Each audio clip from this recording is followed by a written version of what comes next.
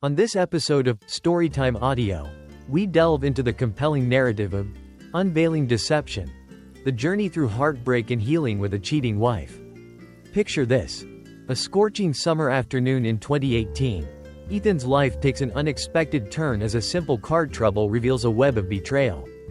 Join us as we navigate the emotional rollercoaster of discovery, heartbreak, and the path to healing. This is a story of love tested by infidelity, the strength to move forward, and the power of new beginnings. Ethan was driving home after a long day at work on a hot summer afternoon in 2018. The sun was beginning its slow descent, casting a warm golden glow over the landscape. As he approached a busy intersection, the warning light for his tire pressure flickered on the dashboard. Ethan sighed, pulling over to the side of the road to inspect the issue.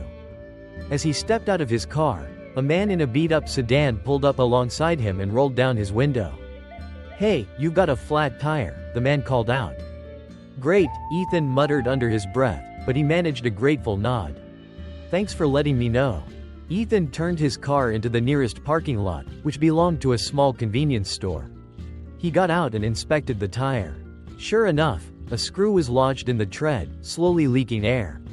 He squatted down and sighed, the realization of his predicament sinking in. "I guess I'm just unlucky today," he murmured to himself. Inside the store, Ethan found a can of tire sealant and bought it, hoping it would be enough to get him home. Returning to his car, he carefully pulled the screw out, but the air began to hiss out faster than he anticipated. Panic set in as he quickly tried to put the screw back in place and use the sealant. However, the hissing continued, and Ethan realized he was in trouble. Nearby, a gas station with an air pump caught his eye. He managed to drive his car over there, the tire growing dangerously flat as he went. At the gas station, he inflated the tire, hoping it would last the short drive home. He was only about 15 miles away. As he drove cautiously, he checked the tire pressure several times, ready to add more sealant if necessary. When he was about 5 miles from home, he noticed in the side mirror that the tire was flattening again. Desperate, Ethan pulled into another convenience store's parking lot, but they didn't have a tire pump available. Frustrated, he decided to test the sealant's durability once more. When Ethan inserted the sealant, a small amount of green goo leaked out, but the hissing stopped. Relieved, he was about to get back into his car when he saw a massive pickup truck approaching. The truck had huge tires and was so tall it required a ladder to climb into. Ethan recognized the vehicle immediately. The driver's door swung open, and a tall, blond man stepped out, dressed in cowboy boots and a large belt with a bright buckle. Ethan couldn't help but laugh at the sight, but his amusement quickly vanished. The passenger door opened, and a stunning woman with dark hair stepped out. It was Jessica, Ethan's wife of 18 years. He watched in shock as she walked alongside the tall man, completely oblivious to his presence. They entered the store hand in hand, and Jessica burst out laughing at something the man said, her laughter ringing through the parking lot. Ethan's stomach churned, and he felt as if he had been punched. Unable to breathe or move, he stood there, stunned. Memories of where he had seen this man before began to surface. He was Jessica's colleague at the psychiatric clinic where she worked as an office manager. The man's name escaped Ethan for a moment, but then it hit him, Cameron Davis. Questions flooded Ethan's mind. Why wasn't Jessica at work? What were they doing together? He had to find out. Ethan got back into his car and waited. After a few minutes, Jessica and Cameron emerged from the store, each carrying a cup of coffee. They got into the pickup truck, and as they roared off, Ethan followed them at a respectful distance. They drove straight to Ethan and Jessica's house, and Cameron pulled into the garage. Ethan waited for 30 minutes, his nerves frayed as he thought about Jessica and Cameron together. 2 hours later, the door finally opened, and they walked past Ethan, completely engrossed in their conversation. Ethan, hidden behind a stack of documents in his inconspicuous official car, watched them intently. Jessica wouldn't be available until 5 p.m., and it was only 2:30 in the afternoon. He had plenty of time.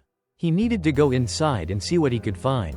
Ethan was supposed to pick up his 15-year-old daughter, Sophia, at 4 o'clock, but he had no idea what to say to her. Entering the house, Ethan was struck by the eerie silence. The only sound was the dripping water from the faucet in Sophia's bathroom, which he had been meaning to fix. The quiet was unsettling. As he went upstairs, he found Sophia's bed neatly made, adding to the mystery of the silent house. The fresh bed linen made his heart pound like a drum. Ethan sat down on the edge of the bed, numb. There was only one rational explanation in his head, and it left him feeling hollow. He sat there for about 30 minutes, his mind in turmoil, unable to sort out his thoughts. His stomach rumbled, pulling him out of his reverie. He got up and opened a can of Sprite, feeling hot and sweaty. In the bathroom, he soaked a washcloth in cold water and rinsed his face, feeling a bit lighter. As he wiped his face, he noticed the wet floor in the shower. They must have taken a shower before leaving for work, Ethan realized. Returning to the bedroom, the thought of Jessica and Cameron in their bed made him jump with horror. It was a scene of betrayal and deception. Ethan knew he had to divorce Jessica, but he had no idea where to start. He didn't know any lawyers and had no idea what to do. Plus, he had to pick up Sophia from school. What am I going to tell her? Ethan wondered as he walked to his car, feeling as if he had been drinking for days. His head throbbed, and he looked like a ghost. He was in no condition to drive, but he couldn't keep Sophia waiting. As he drove to the school, he realized that Sophia was the only one he could truly rely on. He would take care of her no matter what. When he arrived, Sophia was waiting at the door, walking down the sidewalk towards the car. She was so beautiful that Ethan's heart ached. Sophia had inherited her mother's dark hair and skin, her appearance reminiscent of the Mediterranean. Her eyes, a mesmerizing mix of dark brown with shades of gold and green, were the most incredible Ethan had ever seen. Tall like him, Sophia had long legs that complemented her beauty. Opening the back door and throwing her backpack inside, Sophia was about to kiss Ethan but suddenly froze in place. Are you feeling well? Did something happen? Is Mom okay? What's going on, Dad? Her voice trembled with fear. Ethan had to calm her down. I'm fine, honey, he replied. No one is injured or ill, but I need to talk to you. Let's go to the park. I just need to hug you and talk to you for a minute, okay? Please don't ask any more questions until we get there. Okay, Dad, but you're scaring me, she said softly. I know, honey. Everything will be fine, Ethan assured her, though he wasn't completely sure himself. A few minutes later, they arrived at the park where Ethan had spent countless hours pushing Sophia on the swings when she was a child. They walked to the nearest bench, and she took his hand, interlacing their fingers. It was a familiar gesture that she had been making since she was a child. With great difficulty, Ethan sat down, unable to find the words to start the conversation. Just tell me, Dad, Sophia urged. I can handle it. I'm not sure I can, Ethan admitted. Words poured out of him, describing everything he had witnessed and the emotions that overwhelmed him. Tears streamed down his face as he spoke. Through it all, Sophia held his hand, silently supporting him. When he finally stopped talking, she hugged him, comforting him in his moment of vulnerability. Dad, that doesn't sound good, she said. We should go home and ask Mom about it. It all depends on what she tells us. We don't have all the information. I know what awaits us, Ethan said. But we don't have all the information. We need to talk to her. He kissed the top of her head, proud of her bravery. She pulled on his arm, urging him to stand up. Do you want to drive? He suggested. Sophia's eyes shone with delight. Having just received her learner's permit, she felt a cloud flicker in her beautiful eyes but quickly disappear. She carefully drove home, noticing Jessica's car parked in the garage. When they entered the house, Jessica greeted them with hugs and kisses, acting as if nothing was wrong. Ethan and Sophia sat down in the living room, leaving Jessica in her favorite chair. What's going on? Jessica asked, her face devoid of any worry. How was your day? Ethan asked, following her with a curious look. Everything is as usual, she replied. One of the pharmacy representatives brought lunch. There were a lot of people, and I hardly had a free minute. Why are you asking this? So you've been sitting in the office all day? Sophia asked. Of course, Jessica replied. What kind of questions are these? So you weren't at the house with Cameron Davis this afternoon? Ethan asked. Jessica's face paled. Of course not, she said. Are you accusing me of something, Ethan? I saw you, Ethan told her. You didn't see anything, she stuttered. What are you trying to do? Sophia asked. He's lying, Sophia. I've been in the office all day. You can ask Nathan. No, I don't think he's lying, Mom, Sophia said. I think you're lying. I'm not going to ask Nathan. He'll lie for you. I think I'll call your boss, Nathan Brown. What's his number? I'll have him call you tomorrow, Jessica said. What are you two doing? Are you trying to trick me or something? Do you think you can just come here and try to trip me up? What are you accusing me of? I think you set yourself up, Ethan told her. You lied, Jessica. All three of us know that you lied. Why are you doing this? Jessica's eyes darted nervously from one place to another, resembling the gaze of a cornered animal. Okay, I was here, she finally admitted. I didn't want to tell you because I knew you'd give me the third-degree interrogation and try to accuse me of something. No one has accused you of anything, Sophia said. Now I'm accusing you of something. You tried to make me believe that my father was a liar. You tried to make him look like a liar to cover up your lies. What are you lying about, Mom? Are you having an affair with that idiot? You don't even know him, Jessica said. Why did you say he was an idiot? I've met him twice, Sophia said. His gaze makes me want to take a relaxing bath, but it's nothing. Are you romantically involved with him? Jessica's eyes darted nervously from one place to another.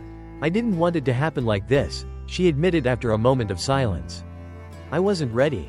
Ready for what? Sophia asked. I just couldn't help but fall in love with Cameron, Jessica confessed, looking at Ethan apologetically. I'm sorry, Ethan. It just happened that way. We spend a lot of time together at work. He is my soulmate, the missing part that complements me. Our bond was undeniable, and we fell in love with each other. I planned to tell you about it when the time came, but circumstances forced us to do it sooner. As soon as we finalize the divorce, we'll get married. I'm very sorry that you misunderstood everything so much, Sophia. It's going to be okay. You can still see your dad whenever you want. Cameron has a great place by the lake, and he also has a daughter who likes you. We'll all be happy together. Don't worry, everything will work out. Sophia practically exploded. I'm not going to live with this jerk. He'll probably sneak into my bedroom at night to molest me. You're right, I will see my father whenever I want because I will live with him, but I won't see you anymore. How could you? With that, Sophia left. Jessica turned to Ethan and said, she's going to be fine. Cameron's a great guy, Ethan. I think you'll get along with him. I'm sorry, but I need to put my own happiness first. Cameron brings me joy, and that's all that matters to me. Ethan was shocked by her words. Who is this woman in front of me? He wondered. It seemed to me that her true identity had shifted to someone else. I had no desire to engage in conversation with a woman who expected instability and danger. Whatever you say, Jessica, Ethan replied calmly. When are you planning to move out? Jessica's jaw dropped. What the hell are you talking about? You can't kick me out of my own house. If anything, you should be the one to move out. You're forgetting something, Ethan said. This is my home. It belonged to me before I met you. I paid for the house and owned it before our marriage. This is not family property but exclusively mine. My name is on the document, not yours. That's why you'll have to move out of the house. Where am I supposed to go? Jessica asked. I don't care, Ethan answered indifferently. Maybe you can stay at a motel known for your infidelity.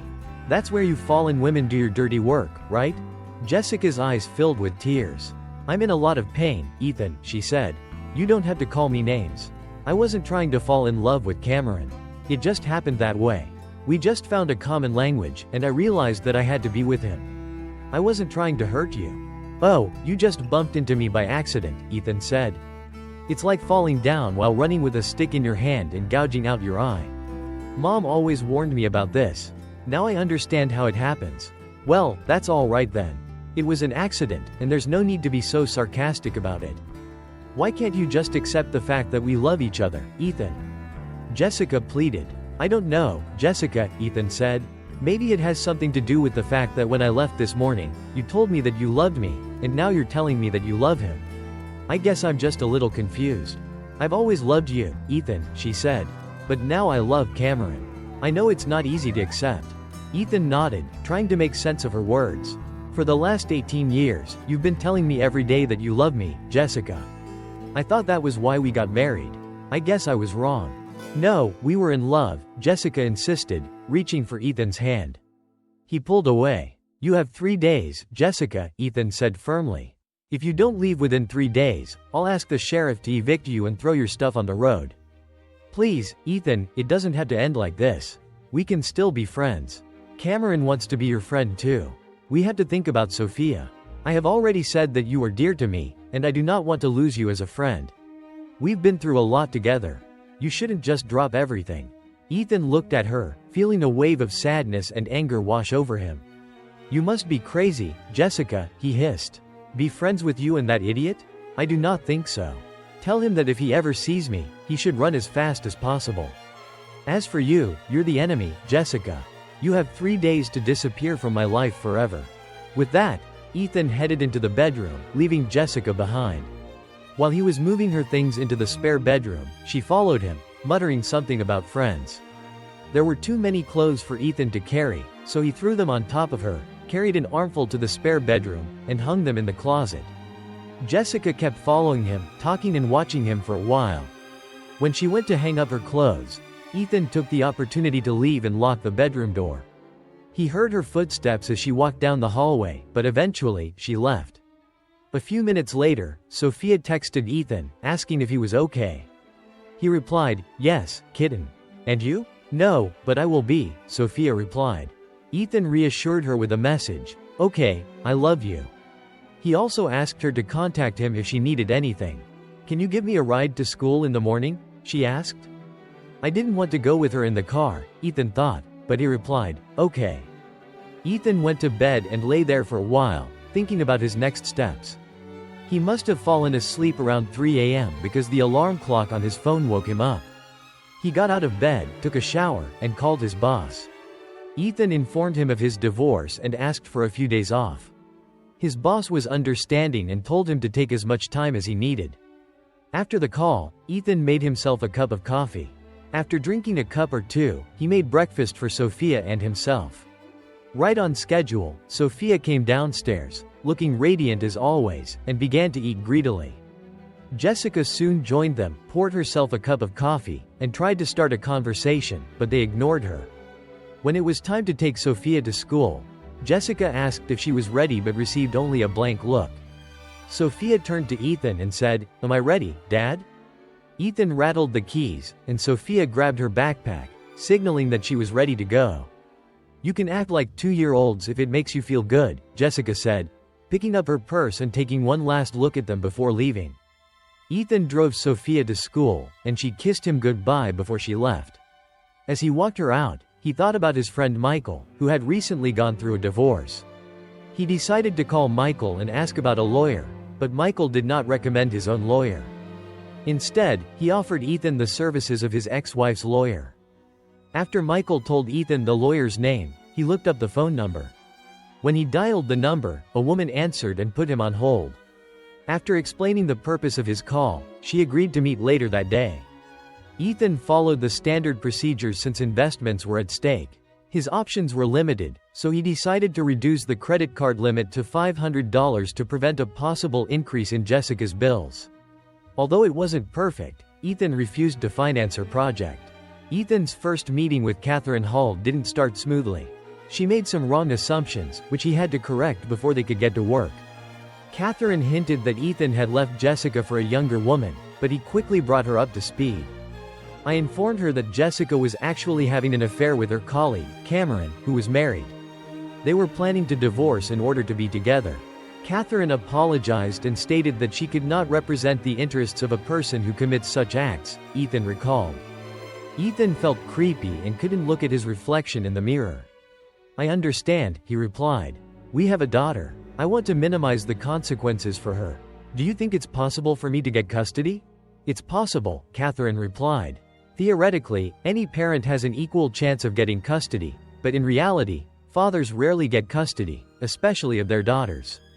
"How old is she, and does she want to live with you?" "She's 15, Ethan replied, "and she agreed to live with me." "This will be crucial for the court's decision," Catherine explained. "In this jurisdiction, children aged 14 and older have the right to choose, but the preferences of younger children are taken into account. If the child were much younger, their opinion would not have as much weight. The fact that a 15-year-old teenager wants to live with you and already has a primary place of residence with you should be an important factor in making a custody decision. This shouldn't be a difficult issue to solve. Just do your best." Ethan reassured her, "I will." As Ethan drove home, He thought about what steps he should take next. He had a plan, but he had to make sure it didn't go beyond the law. I can't lose Sophia, so I can't take any chances, he reminded himself. Ethan knew he had to think carefully and plan his actions. It seemed to him that Cameron's wife was not aware of the situation, so the first step would be to inform her. It's necessary to make a list of steps to be taken, he realized.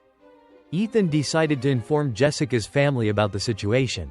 They adored Sophia, so the first task was to tell them the news. However, he didn't know what to do better.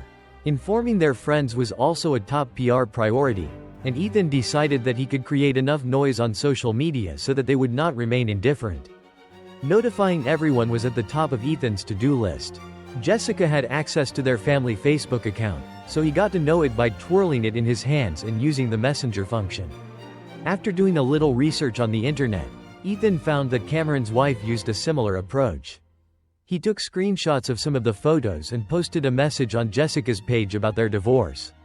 Ethan mentioned that Jessica found her soulmate, Cameron, by posting a picture of him. After changing his password and logging out, Ethan felt rested. I couldn't help but wonder how long it would be before her friends and family started contacting her. I was hoping that Cameron's wife would not stay away even though I didn't know her. I felt guilty about the drama that was about to unfold, Ethan thought. Ethan decided to call his mom, knowing that in his place, she would prefer to find out the truth rather than remain in the dark. The conversation did not go as smoothly as he had hoped, but his mother assured him that she would inform his father and that they would always be there for him. I decided to let Jessica break the news to her parents because I didn't want to be the cause of a possible breakup in their relationship, Ethan mused. Despite my uncertainty, I knew that in the end, I had to figure out what to tell them. The message that your daughter is a fallen woman prone to infidelity was far from ideal. It was almost obvious that whoever handed me over would face a backlash, Ethan noted. Ethan didn't have to wait long. By 2 p.m., Jessica's number appeared on his phone. When he answered, she immediately got angry, calling him a jerk. Ethan couldn't help but feel satisfied with her initial reaction. It looks like you couldn't help but cause trouble, could you? I know you blocked me on Facebook. You need to sort out this mess. Cameron's wife is not aware of the situation. My friends are constantly calling me to find out what happened. Are my parents aware of all the events? Jessica demanded. I'm warning you, Ethan. Stop this nonsense, she insisted. Ethan told her, you're not my boss. What are you acting like a child? Jessica told him. That's enough, Ethan, she insisted. Why? Ethan asked. You should be happy that everyone can get to know you and your partner. Are you ashamed that people will realize that you're cheating, Jessica? Jessica hesitated. She suddenly realized the absurdity of her words. Ethan, please put it away, she said. This shouldn't have happened. The moment you cheated, you lost all say in how events would unfold. All rights to my attention, respect, or even basic politeness have sunk into oblivion. You're the enemy now, Jessica. Accept it, Ethan said before ending the conversation.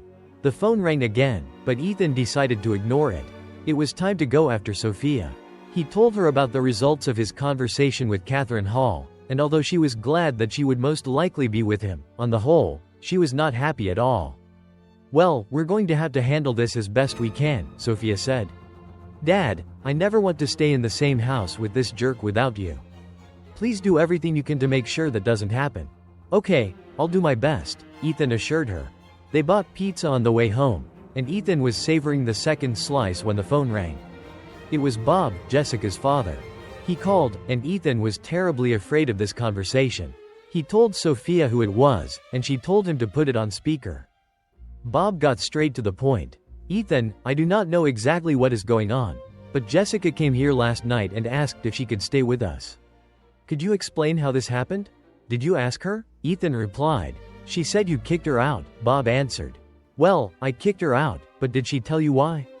Ethan asked. No, she said she was going to explain but wasn't ready. You really don't want to wait for her to explain everything? Bob asked. Can't you just tell me? He answered.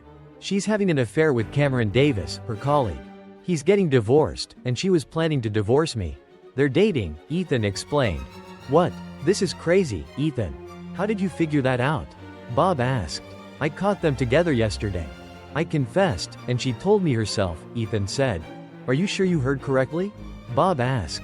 Sophia intervened in the conversation. "Hello, Grandpa. I listened carefully. Dad is talking to you on speakerphone. There is no misunderstanding here. I'm really sorry, Grandpa. I love you," she said, sobbing. Bob's voice cracked. "Don't cry, my beloved granddaughter. Please be strong, okay? I love you and Grandma too. I'll try to talk to your mom. Ethan, are you still here?" "Yes, I'm sorry, Bob. Don't worry about Sophia. You are her grandparents, and nothing will change that. I know that you love Jessica, and you will do what you have to do. I respect you more than I can put into words. I hope you won't hate me when it's over," Ethan said. "This will never happen," Bob replied. "I'll understand what's going on. Call me if you need anything." It went better than I feared, Ethan thought. Every anything happens, you're doing your best.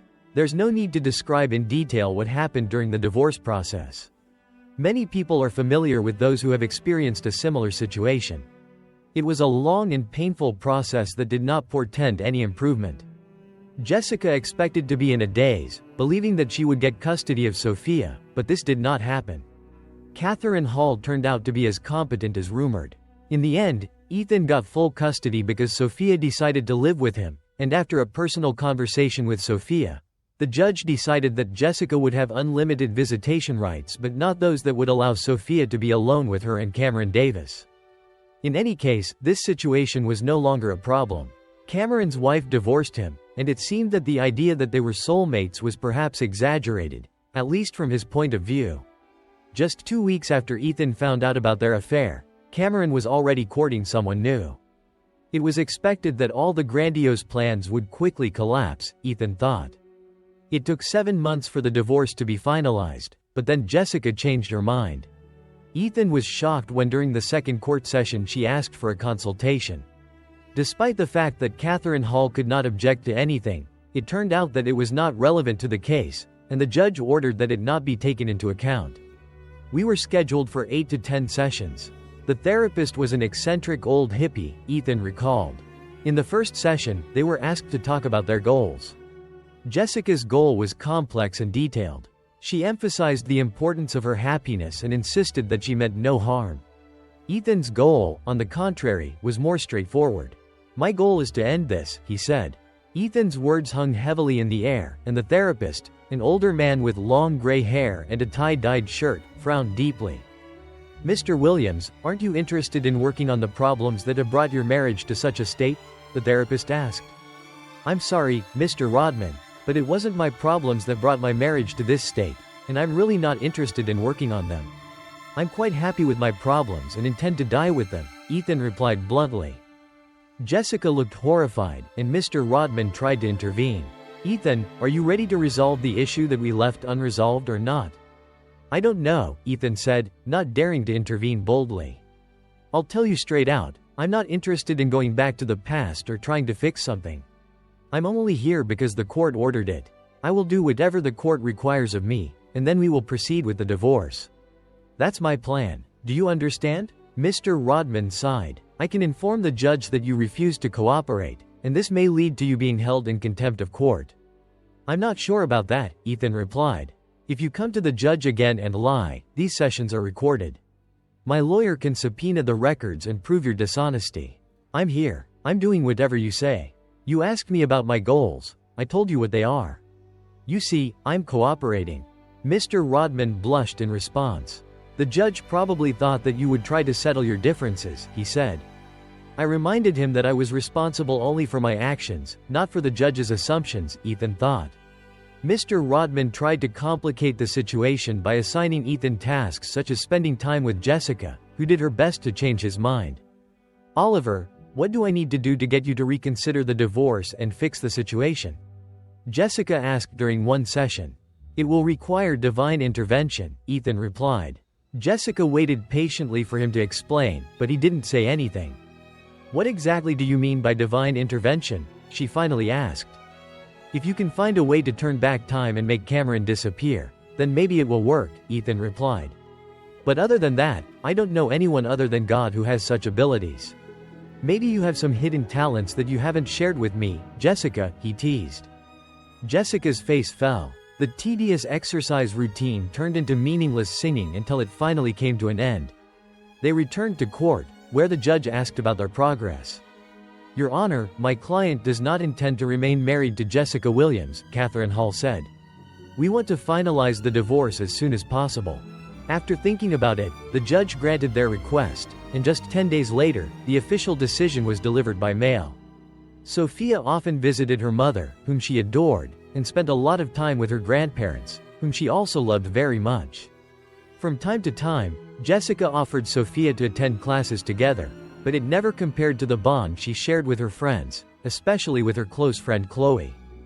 Chloe, a petite blonde, expected Sophia to become her favorite companion and practically a member of the family. She was as adorable as a newborn kitten and had a sweet personality. Ethan was happy with them, and they began to involve him in their activities. One of their favorite activities was water skiing. They had a boat, and when the summer holidays started, they spent most Saturdays at one of the nearby lakes. On Monday, they asked Ethan if they could go to the lake for the weekend, take their van, and stay there until Sunday evening. Since his social calendar wasn't too busy, Ethan decided this was a great plan. Sophia and Chloe spent a week planning, and on Thursday, they packed everything they asked for. On Friday afternoon, a new red Jeep Cherokee pulled up to their driveway, and Chloe quickly got out of the car. A woman who almost looked like her got up from the driver's side, and Sophia ran up to greet her, throwing herself into the arms of a stranger. "Dad, this is Rebecca," Sophia said. "She's Chloe's mom, and I know you haven't met her yet." Rebecca held out her hand. "Hi, Ethan. The girls told me all about you. I am very grateful for the invitation to join you this weekend. To be honest, I'm a little jealous that they spend so much time with you and not with me," she said, smiling playfully. Ethan understood where her daughter's charm came from as he glanced at Sophia, who gave him a warning look. His nerves started to give out, and he knew when to back off. When he noticed Chloe's gaze, she raised an eyebrow, further increasing his excitement. This weekend was going to be unforgettable, Ethan thought. Rebecca was stunned by his words. "We always have a great time," Ethan said, leaving her speechless. She quickly figured it out, looked between him and the girls, and then exclaimed, "Oh my God, you didn't know, did you?" Before she could say anything else, she was overwhelmed by a flurry of hugs, kisses, and reassurances from the girls. "Please, Mom, don't worry about it. We're going to have a lot of fun," Chloe assured her. Sophia added, "It's okay, Rebecca. Dad will love you as much as I do, and he's a great guy." Sophia was thrilled. "Look how tightly he's holding on," she said, managing to break free and turning to face them. "Both of you go and wait on the porch while I talk to Ethan," Rebecca ordered. The girls hesitated but quickly obeyed when she insisted. "I'm really sorry, Ethan. I didn't know about this," Rebecca admitted. "I'll make a decision and leave." She sighed, feeling embarrassed. Ethan stepped forward and hugged her. Initially tense, she eventually relaxed. "Yes, it's awkward," he admitted. "They can be quite mischievous, but we both know they're okay." Rebecca looked up at him and giggled. She was undeniably charming. "No, that's not the point," she replied. "Do you really think so?" Ethan nodded in agreement. "That's the problem. You packed your bags and left for the weekend. The trip to the lake will be amazing. I'm not a villain, as you've already heard from Sophia. Let's make a deal. It will be nice. Maybe we'll add a little spice to everything. Do you agree?" Stepping back, Rebecca looked at the impatient faces of the girls and agreed. "Yes, let's do it." Ethan gave the girls a thumbs up, and they eagerly jumped to their feet and hurried to join them. Sophia's joyful voice could be heard in the distance. Ethan stepped up to them and grabbed one of the girls by the arm. "Girls, that wasn't very kind," he said sternly. Chloe looked at him and giggled. "I'm not kind," she said, causing them all to burst out laughing. They were too pure and innocent for me to tell them off, Ethan thought. "We see what you're up to," he warned them. "Stop it. I'm serious. You can't just dance around this problem trying to improve the lives of others." One of the girls said, "But I love Rebecca." Sophia protested, saying that she didn't know how to introduce Ethan to her. He reassured her by saying that she could just tell him. She looked sad for a moment, but Ethan reassured her, saying that everything was fine and it wouldn't happen again. Sophia immediately perked up when Chloe pulled on Ethan's hand, urging him to go because she couldn't wait. "It's going to be great, Ethan. You'll see," she said. Rebecca laughed and said that this should be the limit of what is really cool, noting that they were losing daylight. They took 2 bags from Rebecca's Jeep and got into the car. After securing the boat and stopping for propane, they set off on their way to the lake. Rebecca got in the front seat next to Ethan, and they drove for half an hour, chatting and getting to know each other. The girls turned on terrible music via Bluetooth connections. Ethan found out that Rebecca owned her own insurance company and worked as a financial planner. Looking at her during the conversation, he couldn't help but notice how charming she was. Ethan expected Chloe to look like Rebecca when she was younger, but in fact, Rebecca looked much younger than him despite being 3 years older. She had light brown hair cascading down to her waist, a beautiful tan, huge brown eyes, high cheekbones, and a heart-shaped face with a small widow's peak on a wide forehead that gave her a youthful appearance. Despite wearing jeans and a button-down shirt, she had a slim and graceful figure. Ethan didn't want to laugh at her, so he ignored her until they got to the lake. They were allowed to park the boat, then the van. The girls pushed Ethan outside while they were changing, and in the meantime, he turned on the water. When they finished changing, they came out, and Ethan went inside to put on his swimming trunks and a t-shirt. They were ready. They took a cooler full of drinks and hit the road. They ran a couple of miles on the lake, and the girls were ready to ride. The girls dropped their long t-shirts, revealing their usual awkward figures, but Rebecca was different. She radiated confidence and grace. Ethan called her slim, but in fact, she was petite but undeniably feminine. The bikini accentuated her graceful buttocks, small, round, and perfectly shaped. When she turned to meet Ethan's gaze, a smile played on her lips, and she winked at him. Despite her small breasts, everything about her was perfectly proportioned. Her smile was soothing, and even her teeth were flawless. Ethan grinned, realizing that she really was a perfect blend of beauty and grace in a petite package. Rebecca sat down next to Ethan, wanting to chat and keep an eye on the girls at the same time. They enjoyed 3 hours of skiing, with Rebecca showing off her impressive skills both on the water and at the helm of the boat. It was hard for Ethan to keep up with her and the girls, but he persevered despite the difficulties. When they returned to the park, the girls changed into dressing gowns.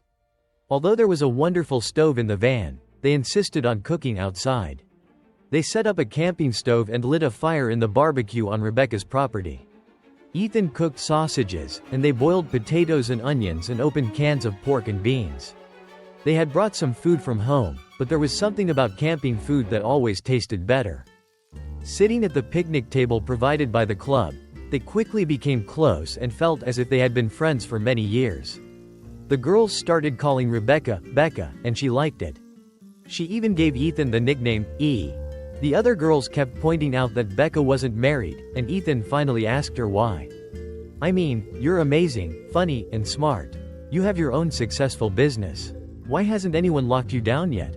Ethan asked. There was a moment of silence before Rebecca finally replied, "Well, the main reason is Chloe." She confessed, "I was young and stupid, Ethan. It was my last year of college, and I thought I'd found the love of my life. I realized I was pregnant just a week before I graduated from college. I wasn't very unhappy. We discussed the idea of getting married after graduating from college, but it looks like this plan failed." "Since you're talking about it in the past tense," Ethan said. "Unfortunately, this was not destined to come true. Just 3 days after I confided in Brad, I found out that he had been unfaithful to me for a month. I broke off the relationship and moved on without looking back. With Chloe's arrival, my social life took a backseat for a while. After that, I devoted myself to developing my business."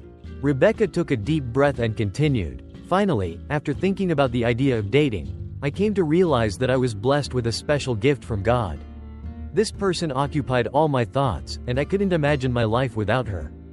Ethan shared his feelings by saying, "Sophia is my top priority, and she is very important to my well-being." Rebecca gently put her hand on Ethan's shoulder, understanding and acknowledging the deep connection between him and Sophia. "Chloe has been telling me everything about you, Ethan," she said. "I'm sorry, Becca. Life can be hard sometimes," Ethan sighed. Looking up, they noticed 2 pairs of supportive and affectionate eyes watching them. The girls were talking quietly, sitting on folding chairs under the awning. "I'm very worried about your daughter," Ethan confessed. "She almost feels like a member of my family because she spends a lot of time with us." "She cares about you too," Rebecca replied. "The other day, she confessed to me that you look like the father she never had." Ethan gently wiped a tear from Rebecca's cheek. "She's a wonderful girl," he said. "I think her mother must be an extraordinary woman to raise such a strong and brave daughter alone." Rebecca smiled through her tears, stood up, kissed Ethan on the cheek, and returned to the group of girls. After a wonderful weekend spent together, when Rebecca was preparing to leave their house, Ethan went to the window of her car and nervously asked, "Becca, will you go on a date with me next Friday?" Sophia and Chloe squealed with joy, and Rebecca beamed with her radiant smile. "What time?" she asked. "At 6 p.m., Ethan replied. "We'll have dinner and then do something interesting.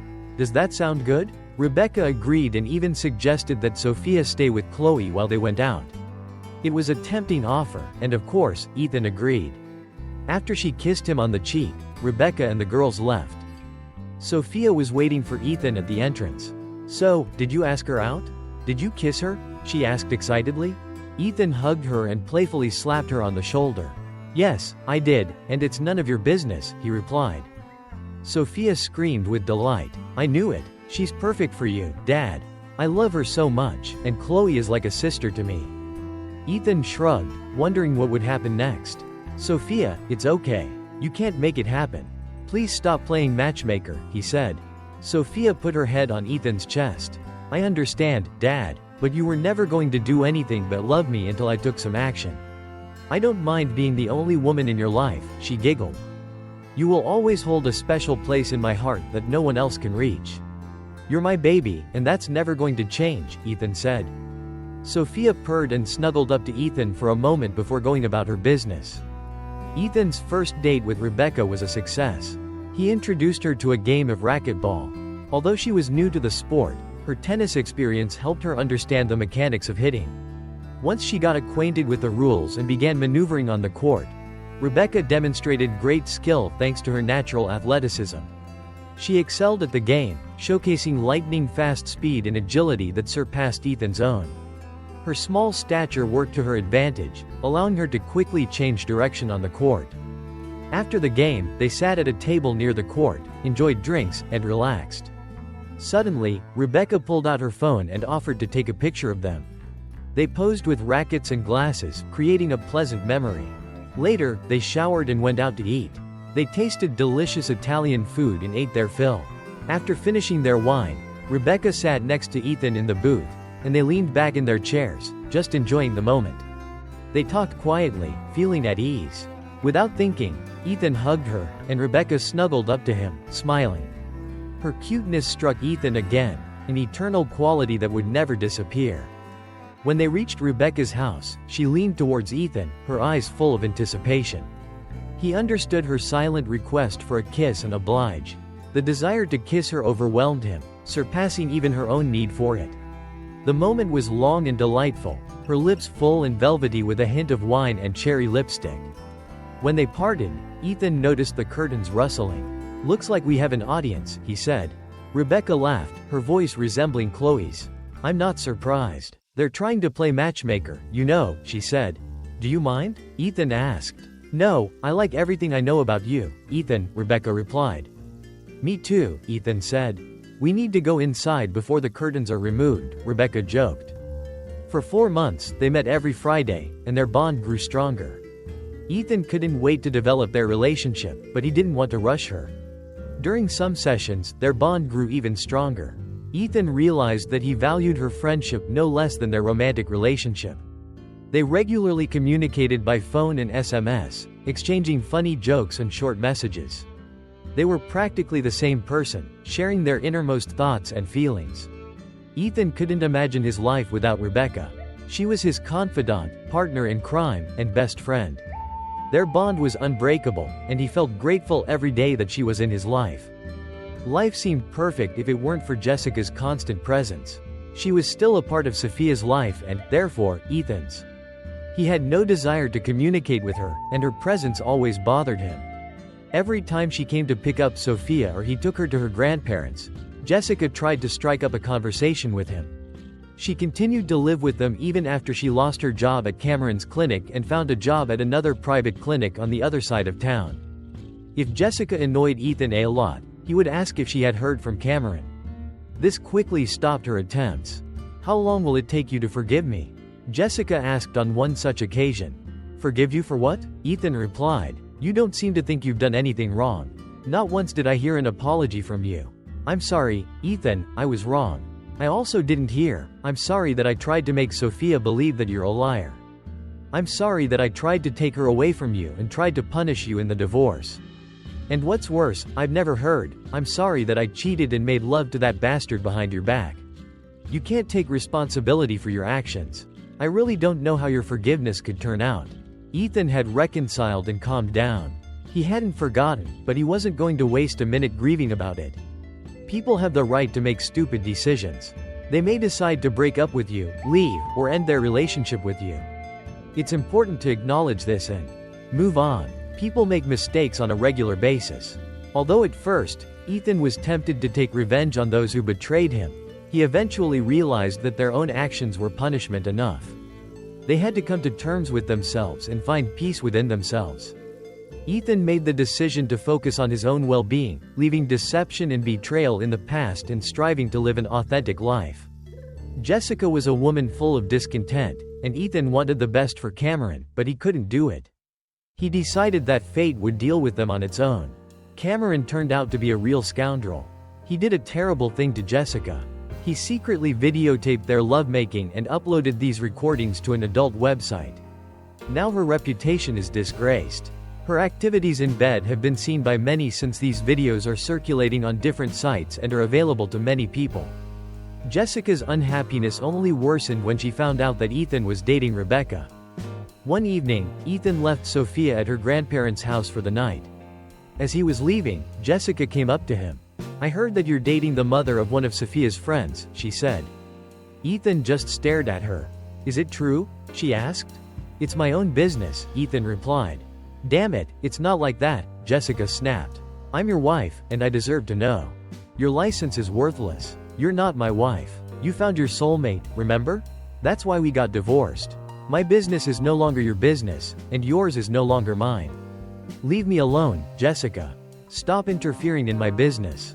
When Ethan left, he was all worked up. This woman just didn't want to put up with it. He told Sophia about the situation, and she was just as angry as he was. Then Ethan took Sophia to her grandparents, and Jessica brought her to them. Now Bob and Cindy, her grandparents, would be picking her up from Ethan's house. This made his task much easier. To celebrate the 7-month anniversary of their trip to the lake, Ethan invited Rebecca to a chic restaurant and club. She hardly drank, only occasionally sipping a beer. That night, she had 2 glasses, and Ethan raised an eyebrow when she ordered the second one. Rebecca laughed, joking that she was wild and crazy. Easy, Ethan replied. Your timing is always impeccable. Do you really think that? Rebecca asked. Tilting my head in her usual manner, I replied that she was perfect too, Ethan thought. Rebecca then asked, why didn't you invite me to stay the night if I was so perfect? Ethan laughed at his obvious fear. Have you ever thought about it? She asked.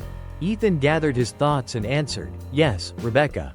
I haven't been able to think of anything else since that day on the lake when I first saw you in a bikini. I knew you were unique, special. I didn't want to rush things and risk scaring you off. You won't scare me away, Rebecca assured him. I told the girls not to wait for me. Really? What are we doing here? Ethan asked. Oh my God, Ethan, let's get out of here, Rebecca exclaimed. Would you like to stay at my place for the night? Ethan suggested. Rebecca blushed, took Ethan's hand, and let him help her up. More than anything in the world, she replied. When they left, Rebecca snuggled up to Ethan, put her head on his shoulder, and held his hand all the way home. He walked her to the door, and when they pulled into the garage, she snuggled up to him all the way to the bedroom. Ethan carefully turned her around on the edge of the bed and bit into her lips with a passionate kiss. It was a moment that seemed like pure magic, drawn out and endless. When they stopped to catch their breath, Ethan found himself lost in the deep, warm brown depths of Rebecca's eyes. She wrapped her arms around his neck, looking into his eyes with vulnerability. Make love to me, Ethan, she whispered. I'm afraid, Ethan reassured her. Don't be afraid. I love you, Ethan Williams, Rebecca whispered. I know, Ethan replied. I needed to hear it. I love you too, Ethan, Rebecca said, pulling him closer to her and slowly unzipping her pale blue dress. When Ethan ran his fingers down her back, goosebumps ran over her skin, making her shudder. Ethan took the dress off Rebecca's shoulders, pulled it down her chest, and onto her hips. She wasn't wearing a bra, but she didn't need one with her small, perfectly shaped breasts that matched her figure so well. Because of her height, they seemed bigger than they really were. Covered in a golden tan from sunbathing topless, Rebecca looked stunning. Turning her towards him, Ethan sat her down on the bed and held her at arm's length to admire her beauty. He was right. She was a flawless beauty in a small package. In her pale blue lace panties, she looked like a charming, graceful statuette. Pulling her to him, Ethan pressed his cheek against her firm stomach, and his hands greedily clutched at her stunning curves. It was the feeling he craved. Getting up, Ethan hurriedly undressed, almost tearing the buttons off his shirt. His patience to feel himself on her skin left him in a state of heightened anticipation. Left in his shorts, Ethan picked Rebecca up in his arms like a child, her weight barely reaching 100 pounds. He gently carried her to the bed, put his arms around her neck, and then gently laid her on the bed. Their passionate kisses intertwined when Rebecca found herself naked in Ethan's bed, looking like a romantic angel with loose brown hair in the form of a halo. Eager to explore further, Rebecca stopped Ethan by whispering, a promise later, "Ethan, I am ready and full of excitement. It feels like it's been an eternity since I last felt like this. I want you to be with me now." Words were unnecessary. As Ethan stood completely naked, Rebecca's sigh at the sight of him was all the confirmation he needed. "Oh my God, Ethan, don't stop, darling. I've never experienced anything like this before," Rebecca admitted. "How many times have you done this?" Ethan asked curiously. "3, Rebecca admitted, but never like this." They took their time, savoring every moment, slowly exploring their connection. As the situation escalated, the tempo increased, and the volume rose. Rebecca was energetic, athletic, and completely devoted to their passionate encounter. Like everything else in life, when attention reached its peak, she let out a hoarse scream and clung tightly to Ethan, sending them both over the edge. They fell asleep in each other's arms and made love twice more during the night, both of them taking the initiative at different times. When morning came, Ethan woke up to find an angel lying next to him, her hair cascading over them, and her head snuggled on his shoulder. Ethan watched Rebecca sleeping peacefully and gently ran his fingers through her hair until she woke up. Opening her eyes, she snuggled up to Ethan and whispered, "My place is here, Ethan." "I know," Ethan replied quietly. "Do you want to wake up like this every morning?" Ethan asked. When Rebecca opened her eyes and looked at him, she asked, "You mean living together?" "Well, yes, but I mean, will you marry me?" Ethan suggested. Rebecca raised her small left hand between their faces and wiggled her fingers. "No," she replied. "I feel like I'm missing something." "Don't think about it," Ethan said, getting out of bed. "I can hold that thought. I really need to go to the bathroom." Rebecca laughed and slapped Ethan's buttock, making her squeal. "Go, and then we'll meet here," she said. Rebecca ran away, a little undressed fairy. Ethan went down to his office, stopping to go to the toilet himself. He took what he came for from the safe, and when he returned, Rebecca was already curled up under the blanket. Ethan climbed inside and took her left hand again. Looking into her eyes, he saw only love there. "Rebecca, will you marry me?" he asked, putting the ring on her finger. It was too big, and they would have to resize it, but for now, it would do. Rebecca picked it up and looked at it. "It's wonderful," she said. "It looks antique. Where did you get it? When did you buy it?" "Remember I told you I was going to an auction?" Ethan said. "That was about a month ago." "Yes, I remember," Rebecca said. "But I didn't tell you that I saw this ring in the catalog and went there with the intention of buying it and asking you to marry me. It was made in England around 1804 for the Duchess of Avon. It has a long history. Do you like it?" Ethan asked. "I like it," Rebecca said. "This is the most beautiful ring I've ever seen." "Are you going to answer my question?" Ethan asked. "Yes, I will marry you," Rebecca exclaimed. "Oh my God, yes." Ethan laughed and hugged his fiancée. "We need to notify the girls." As soon as they broke the news to Sophia and Chloe, the girls were overjoyed. They screamed with delight, hugged each other, and then hugged Ethan and Rebecca. "This is the best news ever," Sophia exclaimed. "I can't wait to tell everyone." Chloe nodded enthusiastically. "We should have a big celebration." "We will," Rebecca promised. "But first, we need to talk to our parents and make sure everyone is on the same page." Ethan nodded, thinking about the conversations they needed to have with their respective families. He knew it wouldn't be easy, especially with the recent divorce and the complexity of their situation. Later that evening, Ethan and Rebecca sat down with Sophia to discuss their plan. "Sophia, we need to tell your grandparents about the engagement. They've always been supportive, and it's important that they hear it from us," Ethan said. Sophia nodded. "I know, Dad. Grandpa and Grandma will understand. They've always loved you, and they'll be happy to see you happy." Rebecca added, "And we need to tell Chloe's father as well. He deserves to know that we're planning to become a family."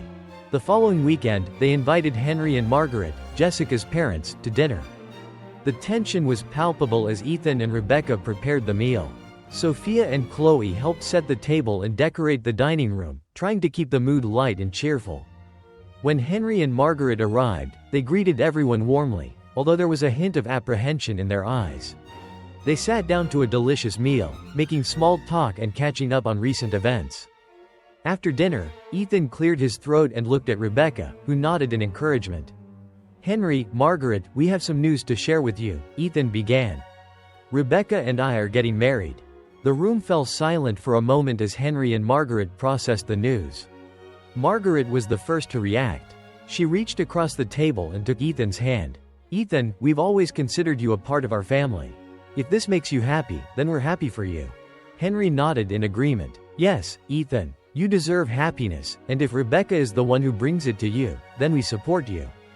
Sophia and Chloe smiled, feeling relieved that their grandparents were accepting of the news. "Thank you, Grandma, Grandpa," Sophia said. "We all need this fresh start." The next step was to talk to Chloe's father, Brian. Rebecca arranged a meeting with him at a local cafe. Ethan was nervous, but Rebecca reassured him that everything would be fine. When they met Brian, he seemed surprised but curious about the news. Rebecca took a deep breath and began, "Brian, Ethan and I have some important news. We're getting married, and we wanted you to hear it from us first." Brian looked at Ethan, then back at Rebecca. "Well, I can't say I saw this coming, but as long as Chloe is happy and safe, I support your decision." Ethan felt a wave of relief. "Thank you, Brian. We want to make sure Chloe feels secure and loved in this new arrangement." Brian nodded. "She does. Chloe talks about you all the time, Ethan. She looks up to you. Just take care of her, and we'll be fine."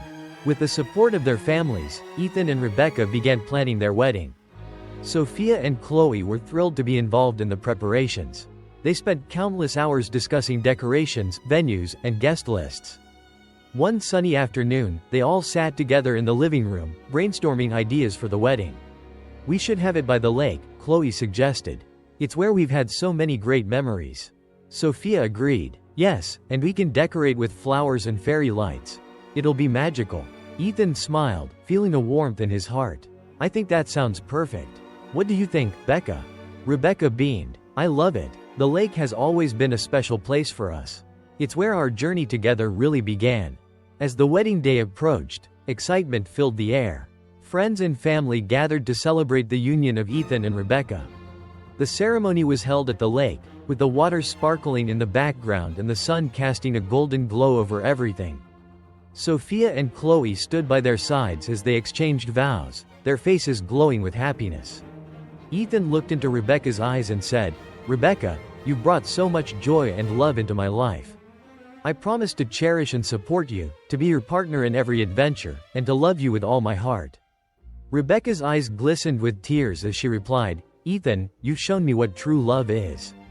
I promise to stand by your side, to support you in all that you do, and to love you unconditionally. Together, we will create a beautiful life." As they sealed their vows with a kiss, applause and cheers erupted from their friends and family. The celebration continued long into the night, with music, dancing, and laughter filling the air. Ethan and Rebecca's journey had been one of unexpected twists and turns, but they had found their way to each other, and their love had only grown stronger through the challenges they faced. Together, with Sophia and Chloe, they formed a new, united family, ready to embrace whatever the future held. Part 5. A New Beginning. With the wedding behind them, Ethan and Rebecca settled into their new life together. They decided to move into a new house that would be a fresh start for their blended family. They found a charming home near the lake, with plenty of space for everyone. Moving day was filled with excitement and a bit of chaos as they unpacked boxes and arranged furniture. Sophia and Chloe claimed their rooms and quickly set about decorating them to their tastes. The house soon felt like home, filled with warmth and laughter. One evening, as they all sat together in the living room, Sophia spoke up. "Dad, Becca, I just want to say how happy I am that we're all together. This feels right." Chloe nodded in agreement. "Yeah, it's like we're one big family now." Ethan smiled, feeling a sense of contentment. "We are a family, and I'm so grateful for each and every one of you." Rebecca added, "We've been through a lot, but it's made us stronger. I'm so happy to have you all in my life." Life settled into a comfortable routine. Ethan and Rebecca both continued their careers, supporting each other in their professional endeavors. Sophia and Chloe thrived at school, excelling in their studies and making new friends. Weekends were often spent at the lake, enjoying picnics, boating, and exploring the outdoors. It became a cherished family tradition, a reminder of how far they had come and the beautiful future they were building together. Ethan also took the time to reconnect with old friends and build new relationships. He joined a local community group where he met other parents and families who shared similar experiences. It was comforting to know that they were not alone, and they found strength in their shared stories. Rebecca's business continued to grow, and she found joy in mentoring younger professionals in her field. She was passionate about helping others achieve their dreams, just as she had. One day, Ethan and Rebecca were walking along the lake, hand in hand. The sun was setting, casting a golden glow over the water. They stopped and looked out at the serene scene. "Do you ever think about how far we've come?" Ethan asked. Rebecca nodded. "All the time. We've been through so much, but it's made us who we are today. I wouldn't change a thing." Ethan squeezed her hand. "Me neither. I love you, Rebecca." "I love you too, Ethan," she replied. As they stood there, watching the sun dip below the horizon, they knew that whatever challenges lay ahead, they would face them together, with love and strength. Their journey was just beginning, and they were ready for all the adventures that awaited them. As we wrap up this episode of Storytime Audio, the tale of unveiling deception, the journey through heartbreak and healing with a cheating wife, leaves us with a profound sense of resilience and renewal. Ethan's story reminds us that even in the darkest moments of betrayal, there lies a path to healing and new beginnings. Through the pain and confusion, he found strength in his love for his daughter Sophia and discovered a new love with Rebecca. Together, they built a blended family filled with joy, understanding, and unwavering support.